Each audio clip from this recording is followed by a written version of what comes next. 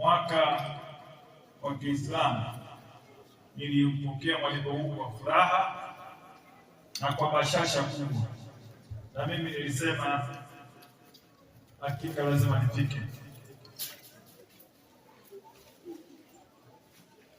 Kwa wasionifahamu, majina yangu naitwa Yohana Msita. Kwa neema ya Mwenyezi Mungu ndiye mbunge wa jimbo hili la Itinga.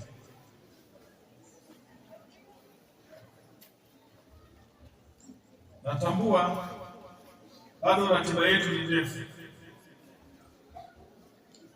na mimi nisingependa kutoa hotuba ndefu sana, lakini hotuba yangu tu nitoe kwa kifupi na tufanye jambo ambalo limekusudiwa mbele yetu la harambee, ili liweze kutatua changamoto tulizo nazo. Waheshimiwa mashehe wote mliopo, wazee, vijana, kina mama, wageni waalikwa na waumini wote wa dini ya Kiislamu, na washukuru kwa kunialika kushiriki katika maadhimisho haya muhimu ya mwaka mpya wa Kiislamu. Kwanza kabisa namshukuru Mwenyezi Mungu kwa kutujalia uhai, afya njema na fursa ya kuanza mwaka mpya wa Kiislamu kwa amani na utulivu. Nawapongeza viongozi wa msikiti na waumini wote kwa maandalizi mazuri ya hafla hii ambayo inaendeleza mshikamano na maadili mema katika jamii yetu.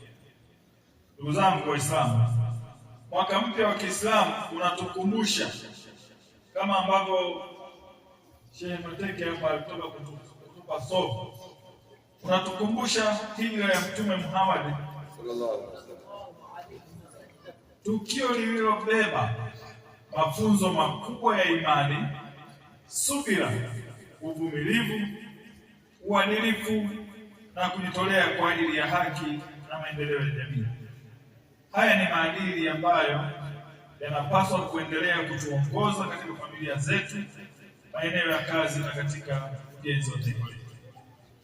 Leo ninapenda kusisitiza umuhimu wa kuendelea kudumisha amani, umoja na mshikamano miongoni mwa wananchi, hususan wa jimbo la Itinga na Tanzania kwa ujumla.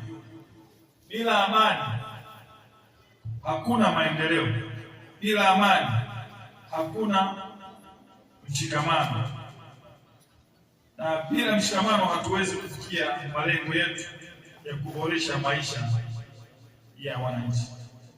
Nitumie nafasi hii kuwasihi wananchi wote, kila mmoja wetu awe mlinzi na mwanzilishi wa kitu kinaitwa amani, kwa kutambua umuhimu wa amani. Sherehe hii kama ambavyo tumesikia kwenye taarifa hapa, imeandaliwa na vijana wa Kiislamu na wanawake wa Kiislamu. Naomba nichukue nafasi hii kuwahimiza vijana na wanawake wa Kiislamu kwamba wachukue muda wao mwingi katika kujiletea maendeleo kwa kujihusisha na shughuli mbalimbali za kujipatia kipato kama kilimo, ufugaji, biashara na shughuli zingine halali za kujiletea kipato. Lakini kwa vijana, na bahati nzuri nimeona vijana wengi hapa, wasisahau kujiendeleza katika masuala mazima ya kujipatia elimu. Tunafahamu Waswahili tunasema elimu ndio ufunguo wa maisha. Pamoja na elimu ya dini nzuri ya Kiislamu, lakini tusiache kutafuta elimu hii ya kawaida, nasema elimu dunia, ambayo inaweza kukusaidia katika maisha yako. Ndugu zangu, viongozi wa dini, tusisahau moja ya jukumu letu sisi viongozi wa dini na viongozi wa serikali ni kuwasihi vijana wakubwa kwa wadogo kujiepusha na vitendo vinavyoweza kuharibu maisha yao na mustakabali wa taifa letu. Viongozi wa dini wana nafasi kubwa ya kuendelea kuwaleta vijana na wananchi kwa ujumla katika misingi ya maadili, hofu ya Mungu na uzalendo. Kama tunavyofahamu, siku za hivi karibuni matendo ambayo yamekuwa si ya kibinadamu, si ya kawaida, yamekuwepo kwenye jamii yetu.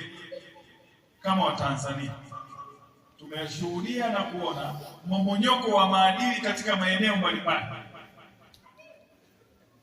Moja ya kazi ya dini ni kukemea vitendo viovu ambavyo vinajitokeza kwenye jamii yetu, ambapo sio maadili ya kibinadamu au sio maadili ya Kitanzania, kwa sababu sisi Watanzania tunayo maadili yetu ambayo lazima tuhakikishe tunayalinda. Leo tunapozungumza, vimekuwepo vitendo vingi ambavyo vinahatarisha usalama wa maadili yetu kama Watanzania. Mambo maovu yanafanyika.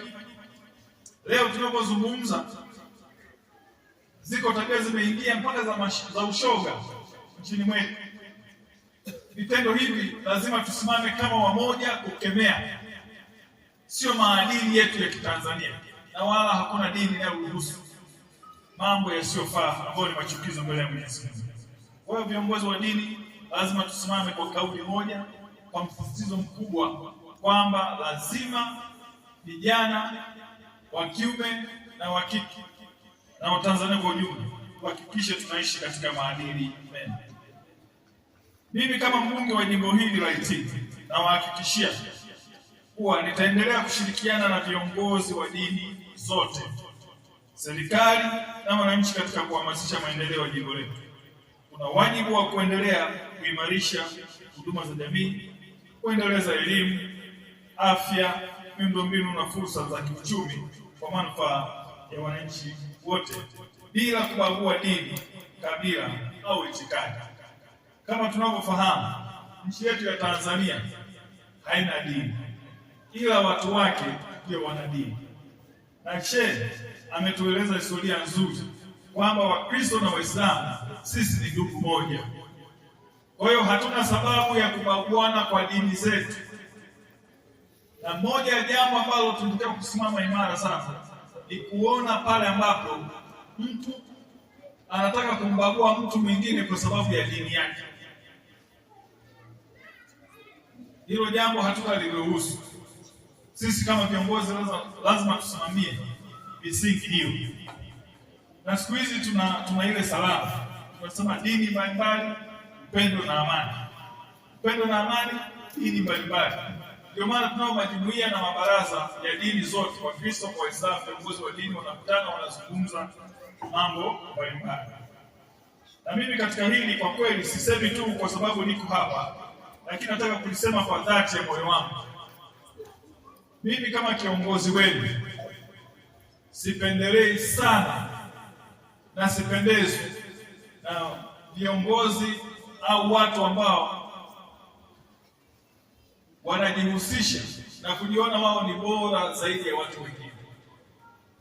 Kabla dini hizi hazijaja Tanzania ilikuwepo. Kwa hiyo lazima tuhakikishe kwanza Utanzania wetu ni jambo la muhimu sana.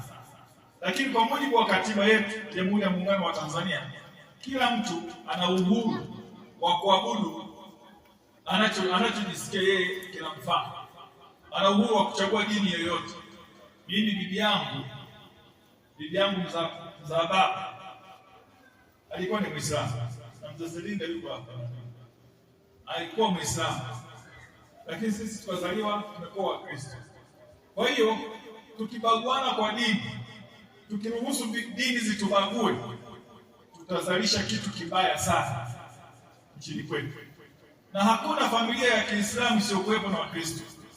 Hakuna familia ya Kikristo wasiokuwemo Waislamu, haipo. Nilikuwa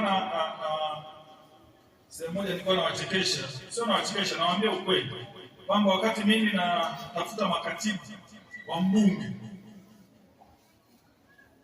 walifanya interview wengi, lakini tukampata kijana anaitwa Baraka na mwingine anaitwa Mustafa kule Mitundu. Sikujua kumbe wote ni Waislamu, na mimi sikuwa najua. Mimi niliangalia uwezo wa mtu, sikuangalia dini ya mtu. Kumbe wote ni Waislamu, lakini kwa sababu wamepata nafasi kwa sababu ya uwezo, sio kwa dini.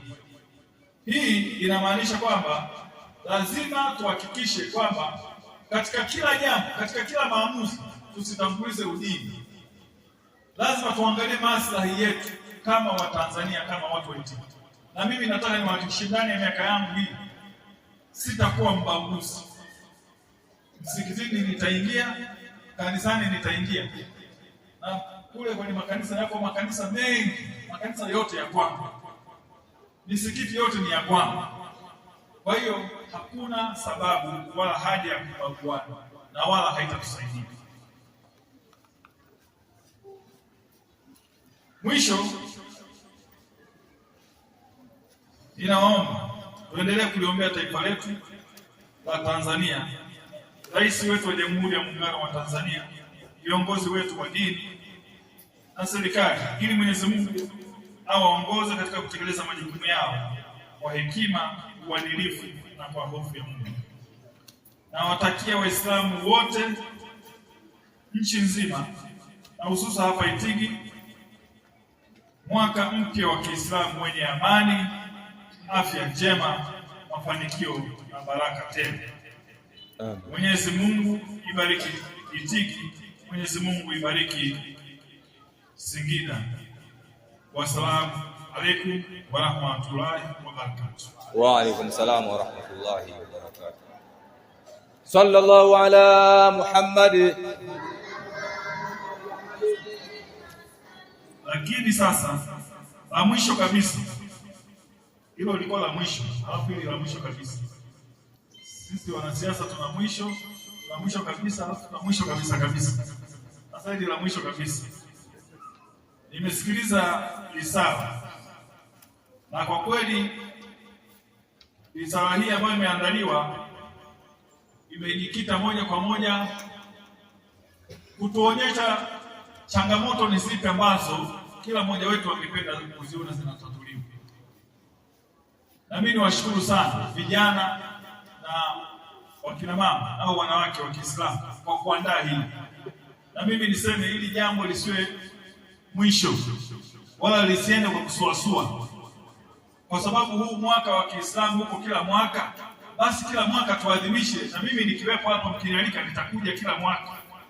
Sallallahu ala Muhammad. Kwa niwapongeze sana kwa maandalizi haya. Lakini wakati nimekaa hapa nikawa naangalia, nikasema inawezekana kule mbinguni shehe tukawakuta wakina mama wengi sana kuliko wanaume.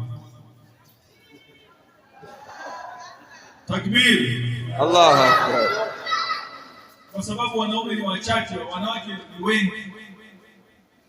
Kwa hiyo bila shaka huko mbinguni tutakapokwenda Mwenyezi Mungu tukawakuta wakina mama wengi. Sisi wanaume tunajifanya tuko busy, tunatafuta maisha, tunakimbizana, hatuendi kusali. Hii nadhani sio sawa. Na mimi nitoe wito kwamba maisha haya duniani yana mwisho. Lazima tumkumbuke Mwenyezi Mungu, twende kwenye nyumba za ibada. Kazi zipo tulizikuta na tutaziacha. Sahihi. Na siku naondoka usidhani kwamba dunia itasikitika sana, yani utashangaa baada ya muda mchache tu watu watasahau kama ulikuwa huko. Wataendelea na maisha kama kawaida. Kwa lazima twende kwenye nyumba za ibada tumuombe Mwenyezi Mungu. Na bahati nzuri sisi Wakristo tunajifunza sana kwa ninyi Waislamu. Ninyi mna zile nguzo 5 za Kiislamu. Tena mnatufundisha mambo mazuri hasa kwenye kufunga. Wakristo wengi kwenye kufunga ni wavivu.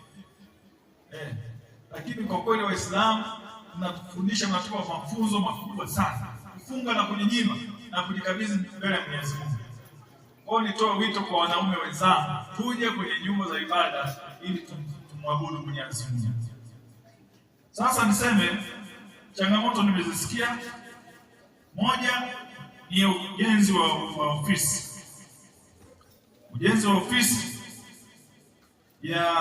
ofisi ya kutunzia kumbukumbu mbalimbali. Na moja ni usafiri wa kwenda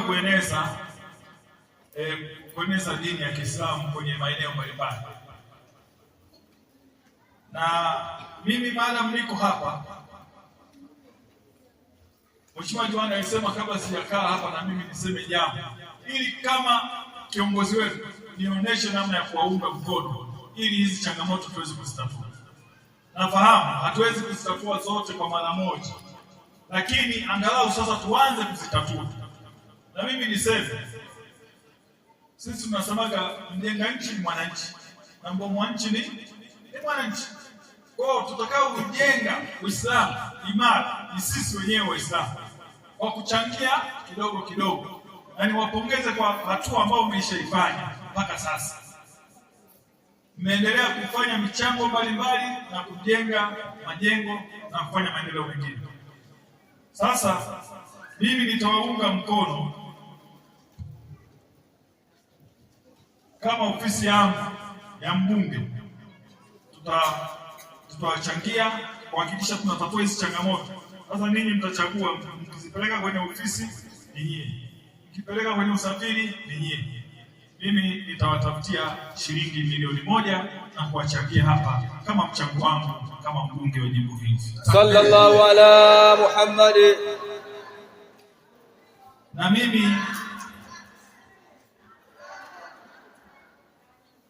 mimi nimekuwa mdau wa maendeleo. Na sijaanza tu kuchangia hapa, lakini tumekuwa tukifanya hivyo maeneo mbalimbali. Mimi kijiji kwangu natoka pale Doroto. Pale Doroto tuna msikiti wa siku nyingi, lakini tumeendelea kuchangia. Na mimi kama mbunge nimechangia kwenye ujenzi ule wa pale Doroto ili kuona sasa msikiti ule unakamilika na maeneo mengine na kadhalika na kadhalika. Kwa hiyo ninawashukuruni sana. Mwenyezi Mungu aendelee kutubariki sote na kutuendelea kusherehekea huu mwaka wetu mpya, mwaka wa 1448. Assalamu alaykum. Wa alaykum salaam. Takbir. Allah. Asanteni sana kwa kusikiliza. Mungu awabariki. Sallallahu ala Muhammad. Sallallahu ala Muhammad. Takbir. Allahu akbar. Bado takbir. Allah. Mpaka Mitundu wasikie hapa kuna sherehe ya mwaka mpya. Takbir.